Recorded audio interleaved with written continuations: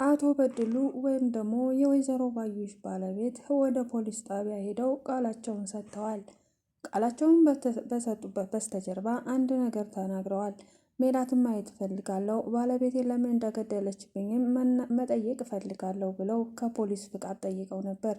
እነሱም ችግር የለውም ብለው ወደ ወይዘሮ ሜላት ወስደዋቸው ነበር።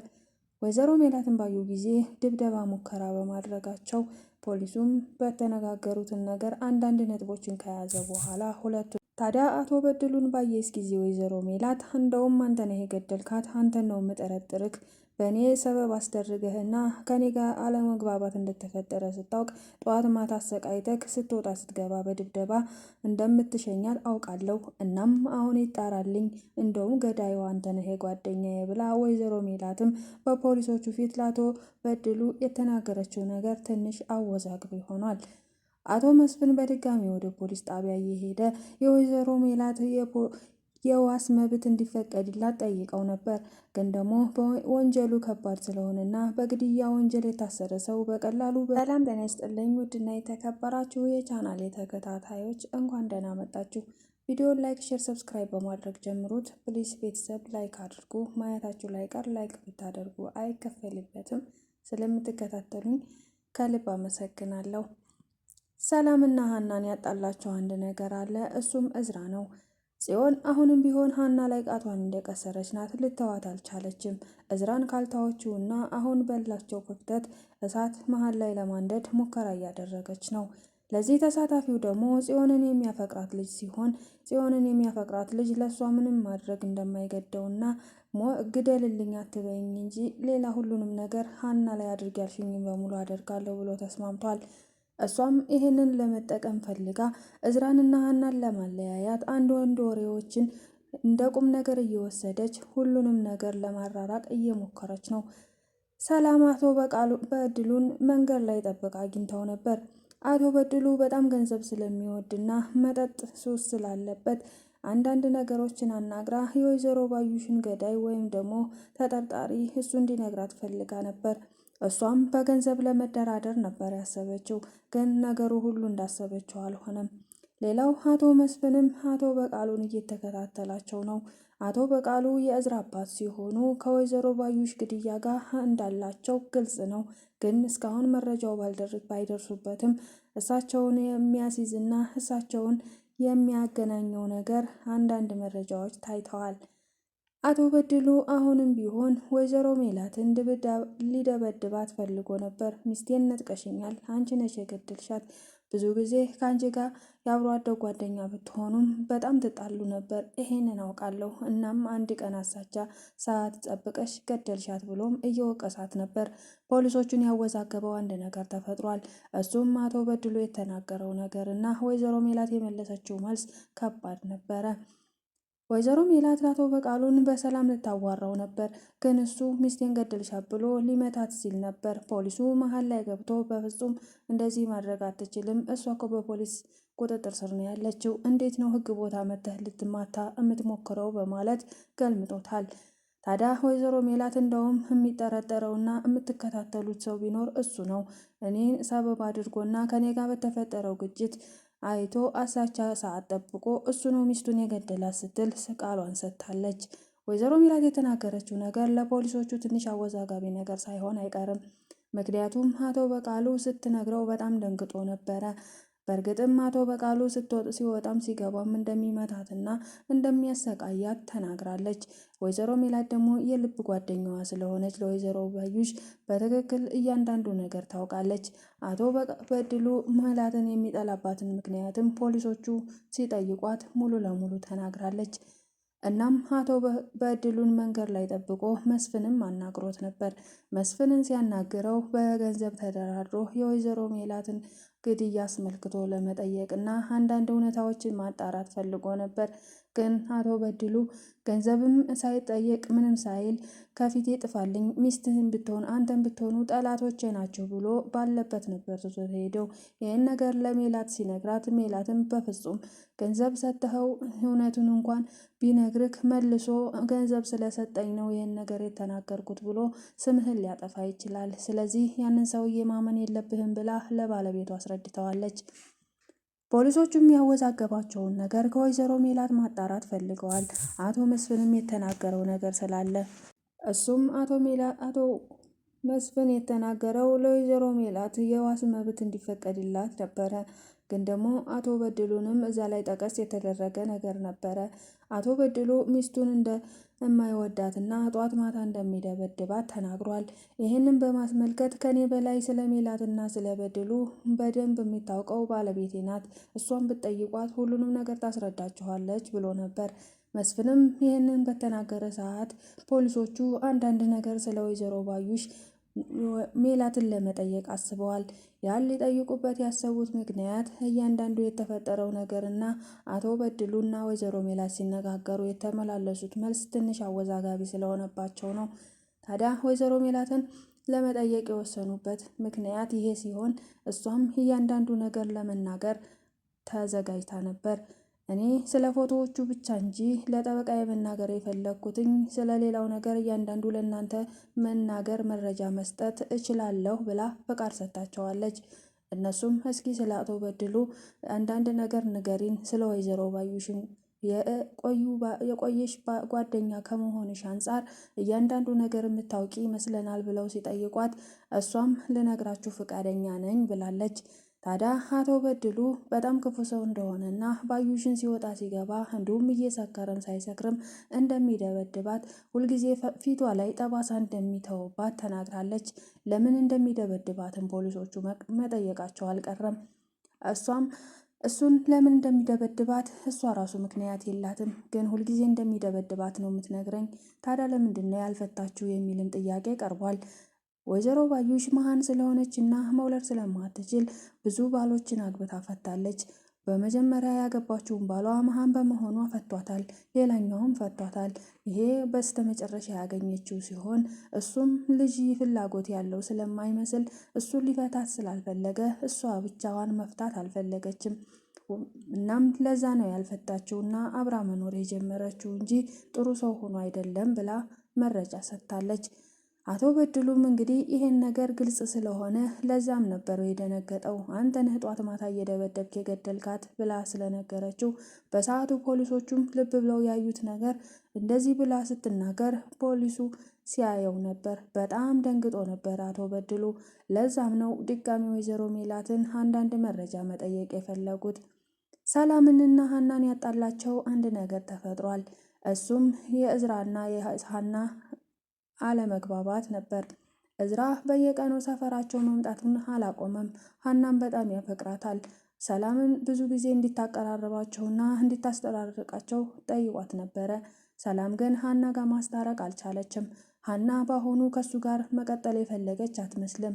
ስለዚህ ሀና እባክሽን ልታናግርኝ ፍቀጅልኝ ብሎ በተደጋጋሚ ቢደውልላትም በፍጹም ግን ልታገኘው ፈቃደኛ አልነበረችም። በሌላ በኩል ቅዱስ እየደወለ ላግኝሽ ይላታል። ቅዱስ ጽዮንን ያነገረችውን ነገር ወይም ደግሞ እሱ ስለሚወዳት ብቻ እዝራ ጋር እንዲለያዩ መጠቀሚያ እያደረገችው ነው። እያንዳንዱ ነገር ከነገረችው በኋላ ቅዱስም ከሀና ጋር ያሉትን እያንዳንድ መረጃ እያመጣ ለጽዮን ሊነግራት ተስማምቷል። ግን ደግሞ እዝራ ሀናን በሀና ፍቅር አሁንም ቢሆን ራሱን በመጠጥ ውስጥ ደብቆ ነው ያለ።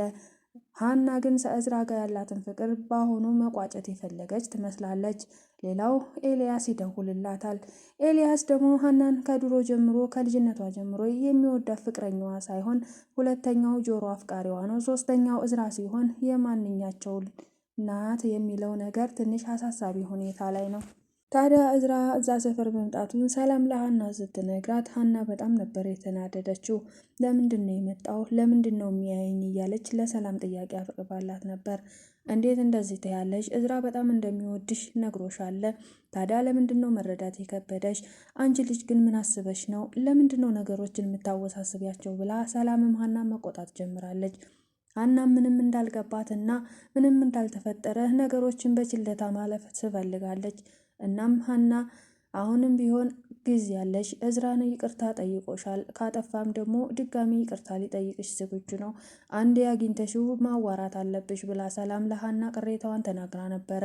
ሀና ግን አሁንም የማያስማማ ነገር ነው የተናገርሽው ብላ በዚሁ ቋጭተውታል። ታዲያ እዝራ አሁንም መደወሉንና እሷን መጠበቁን አላቆመም። ግን ደግሞ ሀና ለማናገር ፈቃደኛ አይደለችም። እዝራ አሁንም ቢሆን ሀና እባክሽን ይቅርታ አድርጊልኝ፣ ለሚቀጥለው አንዲትም ስህተት አልሰራም፣ እስከ ዛሬ አንድ እድል ስጭኝ ብሎ ጠይቋታል።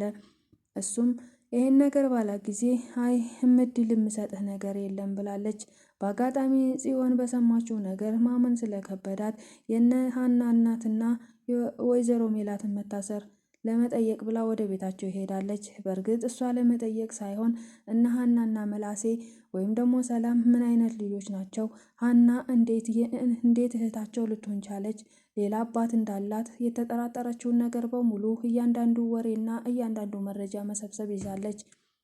መረጃዎችን ከሰበሰበች በኋላ ጽዮን ዝራን የራሷን ለማድረግ ሀሳቧ ነው።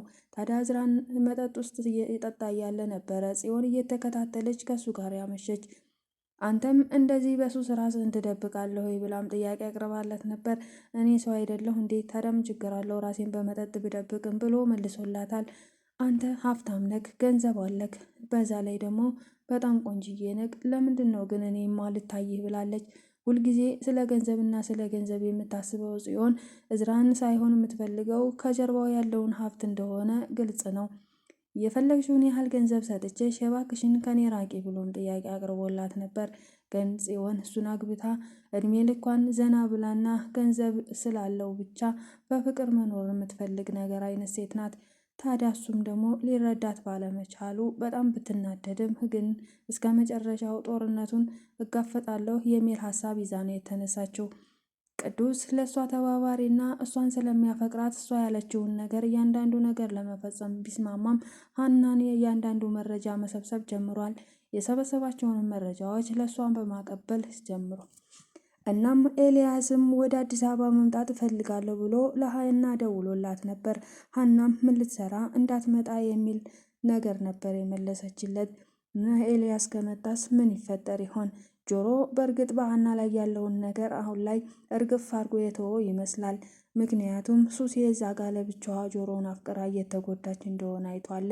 በተደጋጋሚ ሱሴ እንደምታፈቅረው ብትነግረውም ግን እሱ ከእሷ ፍቅር ለመሸሽ ብሎ ሰፈሩን ቀይሮ ሌላ ሰፈር እየኖረ ነበር። አሁን ግን ፍቅር እንደማይተው ሲያውቅ ሱሴ በእኔ ነገር ተጎድታለች፣ እኔም የሱሴ ጉዳት የታየኝ ሀናን ካፈቀርኩ በኋላ ነው ብሎ ራሱን በጣም እየወቀሰ ይገኛል። በሰዓቱ ሱሴን ትቼ መጥፋት አልነበረብኝም፣ እኔ ምንም አልገባኝም፣ ያኔ የጎዳና ህይወትን መጋፈጥ እንጂ ስለ ፍቅርም ቦታም አልነበረኝ። ግን የገባኝ ነገሩ ከሄድኩና አሁን ላይ ሀናን ካፈቀርኳት በኋላ ነው እያለ ራሱን መውቀስ ጀምሯል። ሰላም አቶ በድሉን ያገኘችው አንድ መፍትሄ ካለው ብላ ነበር። ግን አቶ በድሉ በቀኑ ሰክሮ በመንገድ ላይ የተወላገደ በሚሄድበት ሰዓት ሰላምም ልታዋራው አቶ በድሉ እንዴት ነህ ብለው ነበር። እሱም ደህና ነኝ አንቺ ማን ነሽ በማለት ጀምሯት ነበር። ግን አታውቀኝም እንዴ? ግን ምን ሆነ ነው እንደዚህ በቀን የጠጣኸው ስትል እሱም በስካር መንፈስ የሚናገራቸው ነገሮች በጣም ቢያስቁም ሰላም ግን መሳቅ አልፈለገችም። በጣም እየተናደደች ነበር።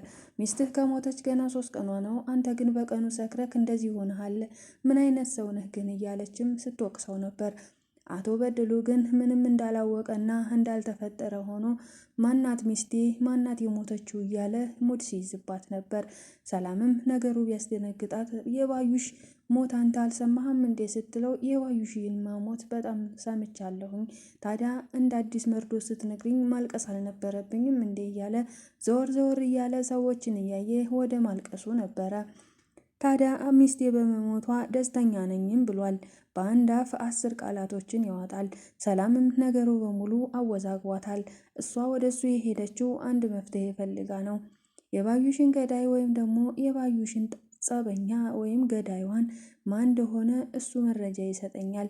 በሰውየው በጣም ገንዘብ ወዳድና ሰካራም ስለሆነ ጠቀም ያለ ገንዘብ ከሰጠሁት እያንዳንዱ መረጃ ስለሚነግረኝ ያ ነገር እናቴን ሊያስለቅቃት ይችላል ብላ ነበር ያሰበችው።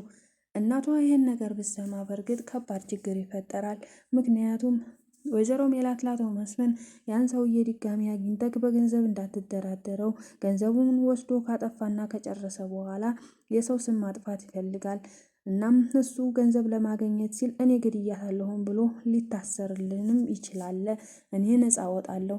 ግን ደግሞ እኔ በውሸት የተመሰከረ ነፃነት ሳይሆን የምፈልገው በእውነት የባዩሽ ገዳይ ተገኝቶ በእውነት ወጥቶ የእሷ ደም ተመልሶ እሱ የእሷን የገደላት ሰውዬ እስር ቤት ሲገባ እኔ ነፃ እወጣለሁኝ።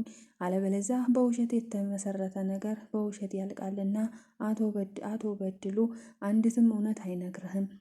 በተለይ ገንዘብ እሰጥሃለሁ ካልከው ብላ አስጠንቅቀው ነበር። ሰላም ግን ይህን ነገር ስለማታውቅ ወደ አቶ በድሉ ሄዳለች። በእርግጥ ዛሬ በነገሮች ስላልተግባቡና እሱም አላቀሽም ብሎ ስለካዳት እንደውም የወይዘሮ ባዩሽ ልጅ ነሽ አንቺ ምላስሽ በጣም ረጅም ነው እያለም እየሰደባት ነበር። እና ለምንድን ነው አንተ ግን እንደዚህ የምትሆነው ብላ ስትጠይቀው እሱ ግን እየቀለደባት ይሁን እየሳቀባት ነገሮች በሙሉ ባልተግባባል መግባባት ተለያይተዋል። ሰላምም ይሄ ሰውዬ እብድ ነው እንዴ እያለችም ትተው ሄዳለች። እና ያሰበችው ነገር ስለከሸፈባት ቤት ተመልሳ ከመጣች በኋላ ለምላሴና ለሃና እያንዳንዱ ነገር ስለ አቶ በድሉ እያወራች ነበር። አቶ በድሉ በቀኑ ሰክሮ እንደዚህ እየሆነ አየሁትኝ ጭራሽ እኔን አላቅሽም ብሎ ነገረኝ ስትለው ለሃና እንዴ ከዚህ በፊት አትተዋወቁም እንዴ ብላም ጠይቃት ነበር።